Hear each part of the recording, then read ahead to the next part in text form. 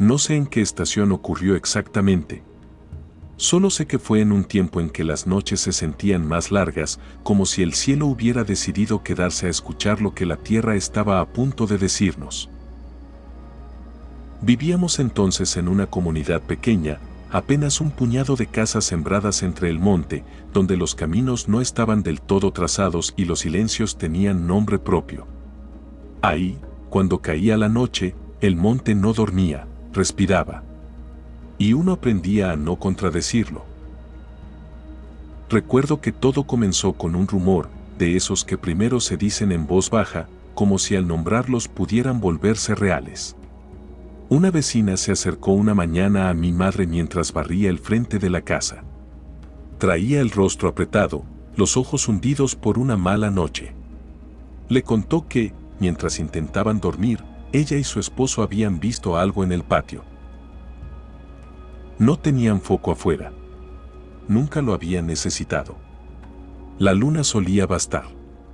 Pero esa noche la oscuridad se había comportado distinto. Dijeron que vieron una figura moverse entre los tanques de agua. No sabían decir si era persona o animal. Solo coincidían en una cosa, era demasiado grande. Más alta que cualquier hombre del pueblo. Se desplazaba despacio, como quien busca algo que le duele no encontrar. Escucharon el rechinar del metal, el golpeteo sordo de los tambos al moverse.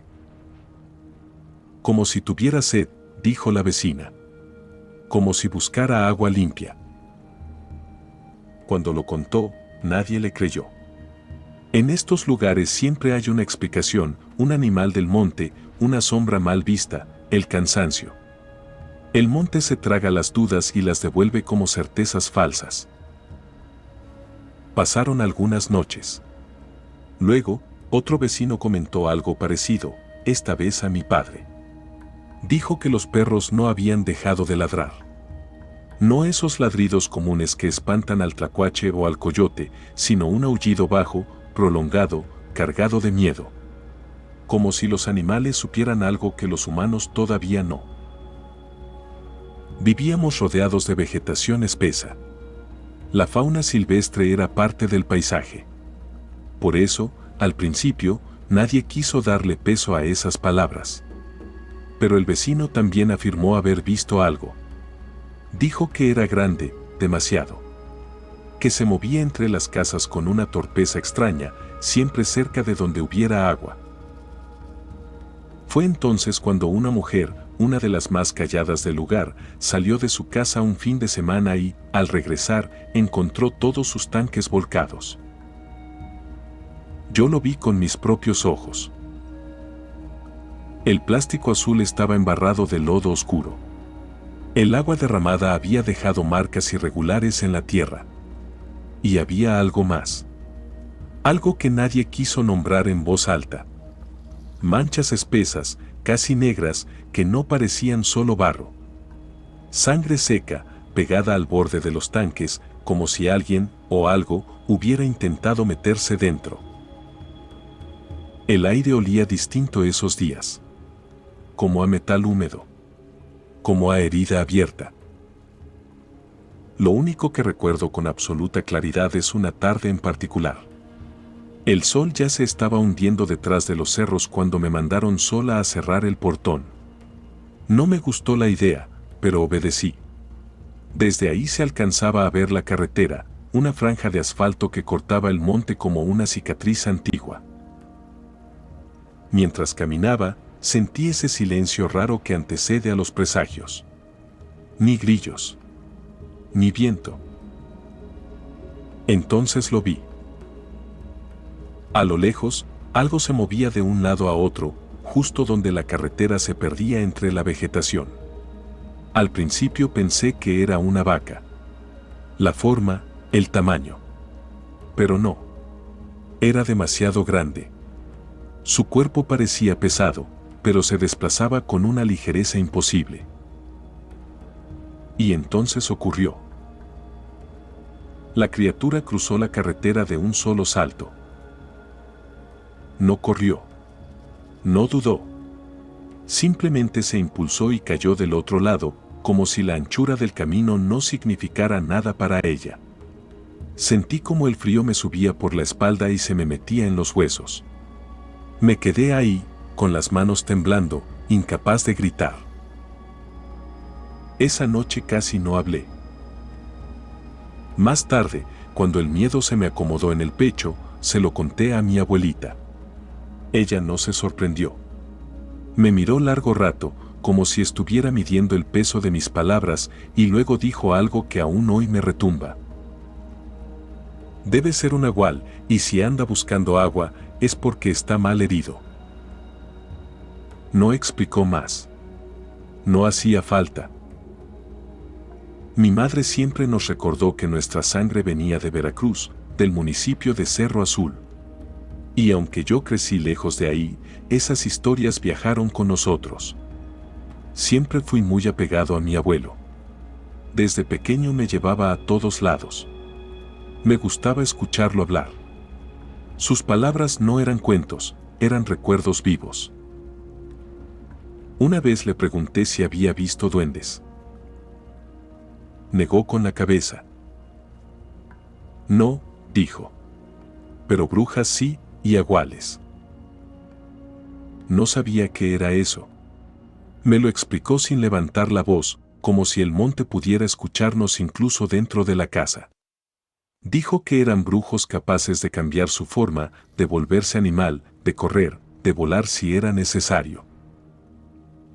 Y entonces me contó lo que nunca le había contado a nadie. Después de dejar el ejército, trabajó como velador en unas parcelas de maíz en Cerro Azul. Cuidaba las siembras durante la noche, cuando la tierra se abre y no todos los pasos pertenecen a los vivos. Aquella noche, decía, la luna estaba llena, pero no alumbraba igual. El ambiente era pesado. El aire costaba trabajo respirarlo. Caminó entre los surcos como siempre, pero algo lo observaba. Cerca de la medianoche, se sentó en su silla. El cansancio lo fue venciendo. Y justo antes de quedarse dormido, sintió ese escalofrío que no viene del frío. Como si algo invisible se acercara. Escuchó pasos entre el maíz.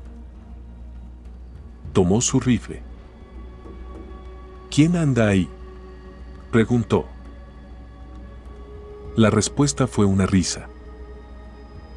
Una risa que se movía. Cada vez más cerca. Reuniendo valor, entró al sembradío. Fue entonces cuando vio salir un puerco corriendo entre las plantas. El puerco salió disparado entre los surcos como si el maíz mismo lo hubiera escupido. Mi abuelo me dijo que, por un instante, sintió alivio. Pensó que todo había sido producto del cansancio, del sueño mal acomodado en los huesos. Un animal cualquiera, se dijo. El monte siempre pone pruebas antes del amanecer. Corrió tras él. El suelo estaba húmedo, la tierra blanda se le metía en las botas, pero el animal no parecía tocar el suelo. Avanzaba ligero, burlón. Las hojas del maizal se abrían a su paso con un susurro que no era natural, como si alguien más se moviera ahí dentro, acompañándolo. Cuando estuvo a punto de alcanzarlo, cuando ya estiraba la mano para agarrarlo de la cola, ocurrió lo imposible. El puerco se irguió. Se levantó sobre dos patas con un movimiento torpe y antinatural, como si su cuerpo no recordara bien cómo sostenerse así. Continuó corriendo, pero ya no como animal. Cada paso resonaba distinto, más pesado, más consciente. Mi abuelo se quedó clavado al suelo. Dijo que el tiempo se estiró como una herida abierta. Levantó el rifle, apuntó con manos que ya no sentía suyas. Estaba listo para disparar. Pero antes de que jalara el gatillo, el animal habló.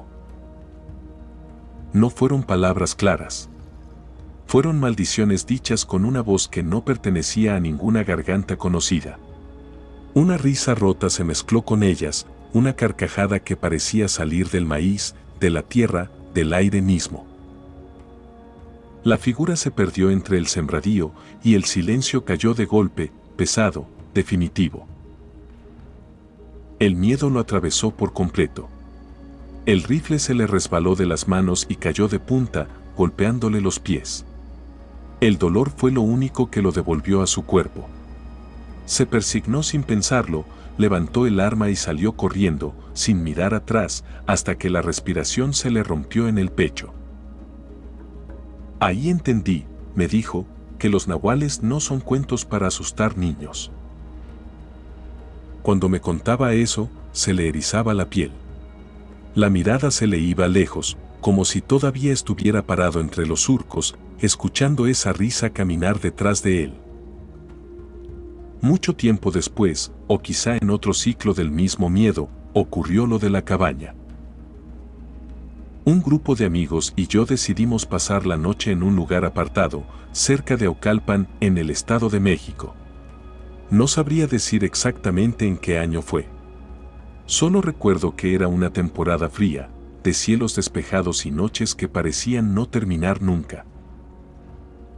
Nos atraían los temas sobrenaturales. Ese sitio siempre nos devolvía algo extraño, ruidos, sombras, sensaciones. Como si la tierra aceptara nuestra presencia, pero no nuestra curiosidad. Éramos 4 dentro de la cabaña. La madera crujía con cada cambio de temperatura. Afuera, el monte respiraba lento. Una pareja de amigos decidió salir y acostarse en el pasto para mirar las estrellas. Dijeron que ahí el cielo se abría distinto. Todo estaba tranquilo, hasta que no lo estuvo. Entraron corriendo, azotando la puerta. Pálidos. Con los ojos abiertos de más. Les costaba trabajo hablar. «Hay algo afuera», dijo uno, apenas recuperando el aliento. Nos contaron que, mientras estaban recostados, sintieron una respiración sobre ellos. Caliente. Húmeda. No como la de un animal, sino como la de alguien que observa demasiado cerca. Al voltear, se encontraron cara a cara con una criatura. Dijeron que parecía un perro, pero sus facciones no encajaban. Había algo humano en su mirada, algo que no debía estar ahí. Cuando apuntaron la linterna hacia los arbustos, vieron algo peor. Una masa blanca, amorfa, deslizándose entre las hojas. No caminaba. No corría. Se arrastraba como si no necesitara forma para moverse. Por momentos parecía un perro, por momentos, nada reconocible. Al principio pensamos que bromeaban. Pero entonces escuchamos pasos alrededor de la cabaña. Lentos. Medidos. Golpes secos contra la madera. No fuertes, pero insistentes. Como si alguien probara dónde cedería primero. Y entonces lo vimos. A través de la ventana apareció una figura blanca observándonos. De lejos parecía un perro grande. Pero su sonrisa, no. Ningún animal sonríe así. Sus ojos entendían. Sus orejas eran pequeñas, redondeadas, demasiado humanas. Comenzó a aparecer en otra ventana. Y luego en otra. Como si nos cercara. Tapamos todo lo que pudimos. Trapos viejos, mochilas, lo que encontráramos. Aún así, veíamos su silueta moverse, inclinar la cabeza, intentar asomarse. Escuchábamos su respiración mezclarse con la nuestra. Durante lo que pareció una eternidad, permanecimos apretujados en un sillón, sin hablar, escuchando nuestros corazones retumbar más fuerte que los golpes. Hasta que, de pronto, el silencio regresó. Un silencio limpio. Demasiado limpio. Esperamos a que amaneciera. Cuando la luz por fin tocó la cabaña, salimos con miedo, sabiendo que encontraríamos algo y deseando no hacerlo. Alrededor de toda la cabaña, en el lodo, había huellas. patas de perro, formando un círculo perfecto. Nunca volvimos a ese lugar. Desde entonces entendí algo que los viejos siempre supieron: hay tierras que recuerdan y hay sedes que no son de agua. Después de aquella noche en la cabaña, algo quedó mal acomodado dentro de mí. No fue miedo inmediato. Fue otra cosa. Una sensación de haber sido visto y recordado. Como si la tierra hubiera tomado nota de nuestros nombres aunque nunca los dijera en voz alta. Volví muchas veces, en sueños, a esos lugares distintos que parecían uno solo: el patio sin luz donde los tanques de agua gemían, la carretera que no respetó su anchura, el maizal iluminado por una luna que no protegía, la cabaña rodeada por huellas perfectas. Entendí que no eran historias separadas. Eran ecos. En los pueblos, los viejos dicen que cuando algo anda malherido, no busca refugio, busca agua. Y cuando algo que no es humano necesita limpiarse, no lo hace solo por dolor, sino por memoria. El agua no borra. El agua recuerda. Con el tiempo supe reconocer las señales. Los perros, por ejemplo. Cuando ladran sin parar, uno piensa que es por animales del monte. Pero hay noches, pocas, pesadas, en las que los perros no ladran al vacío. Ladran hacia adentro. Hacia algo que ya está ahí, aunque no lo veas. En esas noches, el aire se vuelve espeso. Las cruces del camino parecen inclinarse. Las capillas se quedan despiertas. El cerro observa. La carretera escucha. Todo el territorio se vuelve testigo.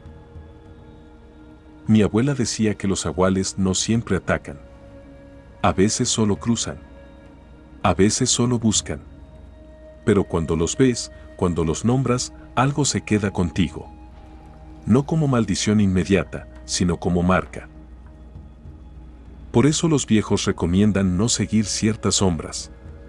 No mirar dos veces. No burlarse de lo que pide silencio. Porque hay risas que no se escuchan con los oídos, sino con la espalda.